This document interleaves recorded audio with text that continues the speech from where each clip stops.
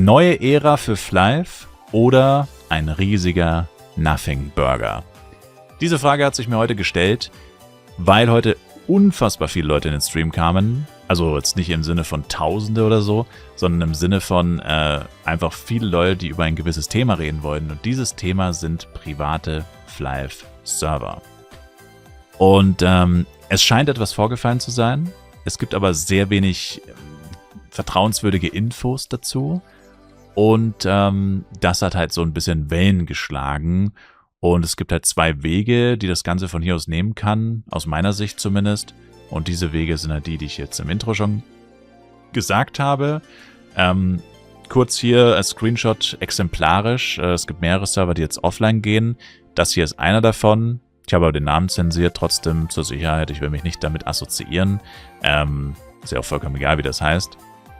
Jedenfalls haben die hier gesagt, yo, wir wurden von WeMade Connect im Auftrag oder in Vertretung von Gala, dem Publisher von Flive Universe, kontaktiert und wir sollen sofort die Flive-Server hier shutdownen. Und letztendlich sagen sie dann noch ein bisschen bla bla bla bla bla, dass die Server dann wirklich auch in einer Stunde schon offline gehen. Und ähnliche Nachrichten gibt es wie gesagt noch von anderen Servern wohl und das halt alles zeitgleich. Viele Leute haben schon vermutet, ach, ist nur ein Exit-Scam. Die haben keinen Bock mehr auf den Server, die haben so und so viel Geld erwirtschaftet, die wollen jetzt einfach abhauen mit der Kohle und was Neues starten oder einfach untertauchen. Weiß ja eh keiner, wer das ist, so anonymmäßig und so weiter. Grundsätzlich eine legitime Vermutung, sag ich mal, weil in solchen Szenen, also so semi-illegal unter dem Radar, so niemand weiß so ganz, wer ist das eigentlich, so pipapo. Da ist so ein Exit-Scam, was ganz üblich ist. Krypto ist ja auch ganz bekannt dafür. Krypto ist ja auch gefühlt immer alles anonym. Ich meine, du weißt zwar vielleicht, wie der Typ auf Twitter heißt oder so, aber wer die Leute im echten Leben sind und so, weiß man so gut wie nie. Ja, da ist auch Exit-Scam eine Tagesordnung. Ashes of Creation wird auch vielen Leuten gerade schwer im Magen liegen. Auch da sind viele Stimmen laut geworden, die gesagt haben, ach, das ist doch auch nur ein Exit-Scam, die ganzen Begründungen, bla bla bla bla, ist doch alles erstunken und erlogen. Also so eine klassische, wir haben keinen Bock mehr, wir haben das Ding an die Wand gefahren und wir hauen jetzt mit der Kohle ab. So, das ist ein Exit-Scam. Ist aber in diesem Fall doch eher unwahrscheinlich, weil es jetzt halt mehrere Server zeitgleich trifft. Und sicherlich, dass mal zwei zeitgleich irgendwie Exit-Scam-mäßig unterwegs sind oder dass mal zwei Sachen zeitgleich passieren, sicherlich ein Zufall, aber in dem Fall wohl eher nicht. Also hier scheint wohl wirklich was dran zu sein, dass wirklich diese Kontaktaufnahme stattgefunden hat. Und die alles entscheidende Frage ist eigentlich, was steht denn in dieser Kontaktaufnahme drin? Also ich vermute mal, es war eine E-Mail oder E-Mails. Und mich würde einfach brennend interessieren, was da jetzt drin steht, das alles ändert. Weil so ein Server, dass die hier gegen geltende Urheberrechte und so verstößen, sollte einem Betreiber von so einem Server, denke ich mal, klar sein. Das heißt, du weißt das eigentlich, dass du das eigentlich nicht darfst, ja. Und immer diese Argumentation, wo kein Kläger, da kein Richter. Naja, also ich glaube, brauche jetzt juristisch nicht darüber reden, dass das halt Schwachsinn ist, aber gut, kann man so sehen. Jedenfalls ist es einfach so, dass grundsätzlich ein gutes Zeichen hier gesetzt wird, dass halt endlich mal aktiv was gemacht wird von Gala, weil viele Leute, die jetzt nicht so Fan davon sind, von diesen privaten Servern, haben sie halt immer gefragt, naja, warum macht man nichts dagegen, weil die schaden dem Spiel ja schon enorm, vor allem den offiziellen Servern wird damit enorm geschadet, weil die Spiele einfach abgesaugt werden und woanders hingehen und damit halt auch Riesensummen an Einnahmen und einfach an Spielern fehlen und dass da jetzt so ein Zeichen gesetzt wird, ist grundsätzlich mal gut. Damit sind wir auch mit den Fakten, by the way, am Ende. Also jetzt geht es eher in die Meinungsrichtung. Also das ist das, was vorgefallen ist. Das war eigentlich ganz kurz. P-Server werden von WeMade Connect kontaktiert und announcen, dass sie offline gehen. Und es sind eben mehrere zeitgleich. Das heißt, vermutlich stimmt das einem auch, was hier gesagt wird. Aber wir wissen es nicht. Wir kennen die E-Mail nicht. Ich habe geguckt, es gibt nirgendwo die E-Mail. Hätte mich brennend interessiert, was da drin steht. Genau. Und ja.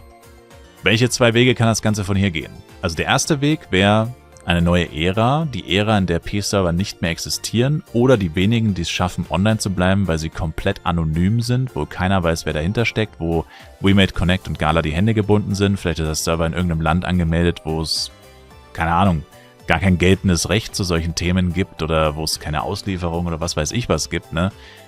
wo auch wirklich einfach nichts getan werden kann. Und ich meine, wegen 5.000 Euro Schadensersatz oder sowas, bei kleineren Servern ist wahrscheinlich sogar noch weniger, wirst du jetzt nicht da hingehen und da irgendwelche, was weiß ich, Anwälte, was weiß ich, wohin schicken, nach Timbuktu, um da irgendjemanden festzunehmen, der höchstwahrscheinlich sowieso nicht in Timbuktu sitzt, sondern höchstens der Server läuft aus dem Land oder so.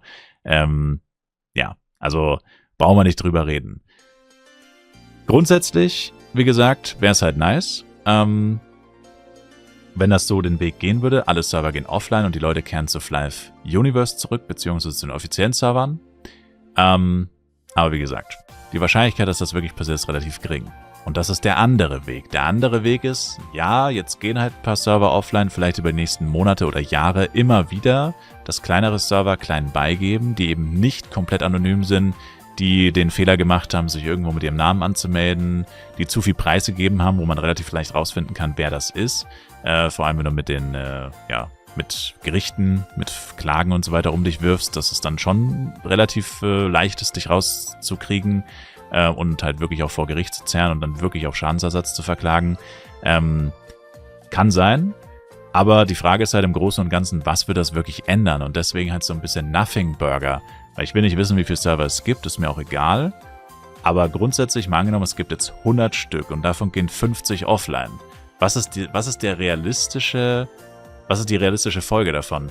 Die Spieler von diesen 50 Servern, und ich vermute mal, es werden eher die kleineren sein, die offline gehen, naja, die gehen halt auf andere Server, beziehungsweise werden wieder neue Server gelauncht, bis die dann auch wieder angeschrieben und mit bedroht werden oder sonst was, bis die dann auch wieder offline gehen, spielen die Leute halt dort oder fangen wieder auf einem anderen Server an oder gehen auf einen der größeren Server, die nicht offline gegangen sind.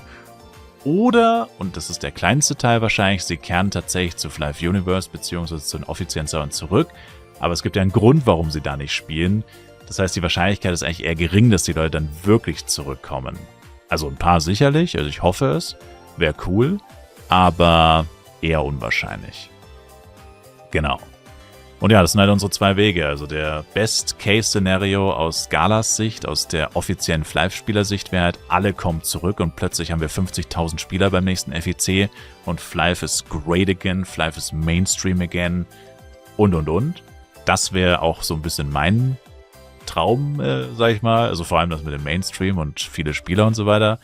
Der andere Weg ist leider aber, der Nothing Burger Weg ist, fürchte ich, der deutlich realistischere, dass ja, halt jetzt viele Server offline gehen, aber im Großen und Ganzen ändert sich halt eigentlich nichts, weil wenn nicht wirklich alle offline gehen, ist das Problem nicht gelöst. Und dass alle offline gehen, die Wahrscheinlichkeit ist so furchtbar gering, dass ich es mir persönlich auch einfach ehrlich gesagt nicht vorstellen kann.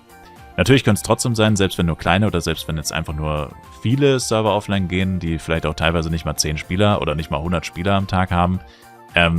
Auch da kann es natürlich sein, dass welche zurückkommen und das wäre nice zu den offiziellen Servern.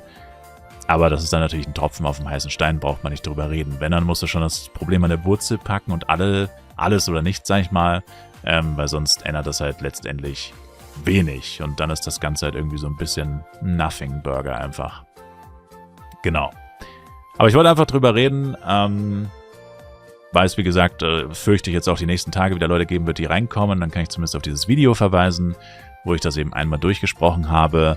Und ja, meine persönliche Meinung spielt da eigentlich wenig eine Rolle. Also wie gesagt, ich spiele Flive Universe, ich spiele nur offizielle Server. Ich rede auch nicht gerne darüber. Deswegen ist auch, wie gesagt, der Name hier zensiert, falls der, wie gesagt, irgendwann doch nochmal auftaucht.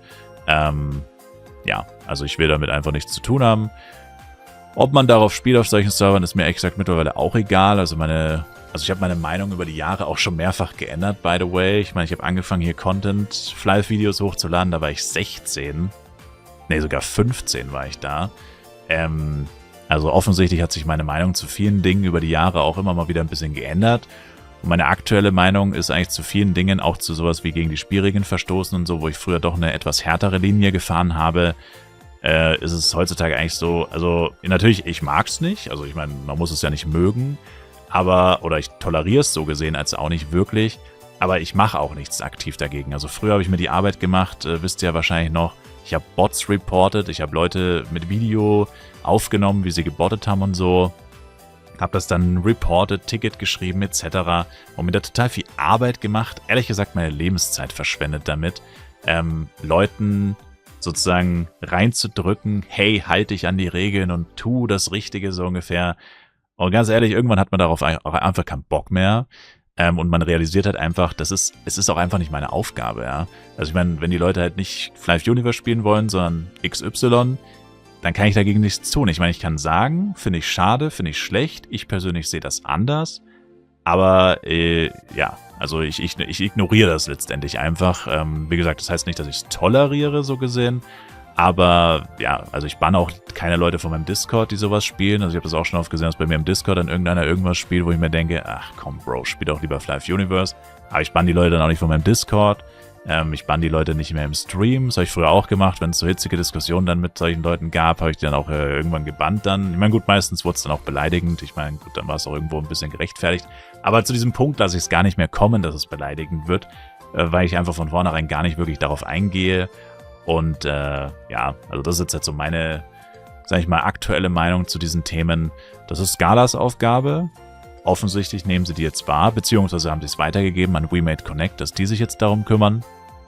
Und es ist einfach nicht meine Aufgabe, die Leute darauf hinzuweisen, dass sie dort nicht spielen sollen, beziehungsweise dass solche Server gar nicht existieren sollten und so. Es ist einfach nicht meine Aufgabe. Und ja, deswegen konzentriere ich mich lieber auf das, was ich mache und nicht das, was andere machen. Und ehrlich gesagt geht es einem da mental und so auch viel besser. Man ist nicht mehr ganz so sauer die ganze Zeit auf gewisse Dinge. Auch wie gesagt, wenn man es trotzdem grundsätzlich nicht mag oder schade findet. Aber ja, es ist einfach wirklich vergeudete Lebenszeit, kann ich euch nur sagen. Das ist echt crazy, wie viel Zeit ich damals mit Bot-Reporten alleine verschwendet habe und wie viel ich mich darüber aufgeregt habe, dass nichts passiert und so. Eieiei, das war wirklich nicht gut und deswegen habe ich auch damit aufgehört. Genau, also von hier aus müsst ihr entscheiden, was ihr tut. Also ich würde mich auf jeden Fall freuen, wenn wir neue Spieler bei Flive Universe begrüßen. Ich habe auch das Gefühl, dass wir in letzter Zeit wieder einige neue Spieler haben. Ob das hiermit zusammenhängt, weiß ich jetzt nicht, aber im Stream sind auf jeden Fall wieder viele Anfänger im Bereich unter 120. Finde ich cool. Und wie gesagt, also auch ob jemand mal P-Server gespielt hat oder ob er sie gerade immer noch spielt, parallel oder so, ist mir vollkommen egal. Also im Stream ist auf jeden Fall jeder willkommen. Genau. Und ja, das war's eigentlich. Mal gucken, wie sich von hier aus entwickelt, aber wie gesagt, also ich fürchte, es wird zu...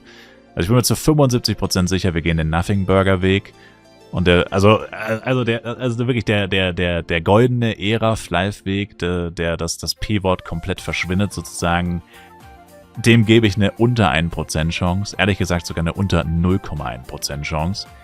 Grundsätzlich, dass dieser Weg überhaupt gegangen wird, dass es jetzt wirklich immer so ein Ding sein wird, dass immer wieder Leute kommen und sagen, ey, die machen dieses und jenes und boah, die gehen uns die ganze Zeit auf den Sack mit unseren Projekten und so. Das kann schon eher sein, aber wie gesagt, das Problem wirklich an der Wurzel zu packen und komplett zu entfernen, sollte nahezu unmöglich sein. Entsprechend wird es halt eher der andere Weg sein, fürchte ich. Aber ich bin mal gespannt, wie sich es auch auf den FEC dieses Jahr auswirkt. Wird bestimmt, ja, Thema werden, irgendwo in dem Sinne, dass Leute dann dort sein werden, die vorher noch nie da waren. Also ich bin gespannt. Danke euch auf jeden Fall fürs Zuschauen. Ich würde mich selber ein Like, Kommentar, ein Abo von euch freuen. Und wir sehen uns auf jeden Fall im nächsten Flive-Video wieder. Bis dann noch ein... wenn der Double-Time fehlschlägt, ist es cringe. Bis zum nächsten Mal mit Flive. Gerne auch im Stream vorbeischauen. Jeden Tag live. Twitch-Link in der Videobeschreibung. Oder wir sehen uns einfach im nächsten Video. Haut rein, bis dahin und ciao, ciao.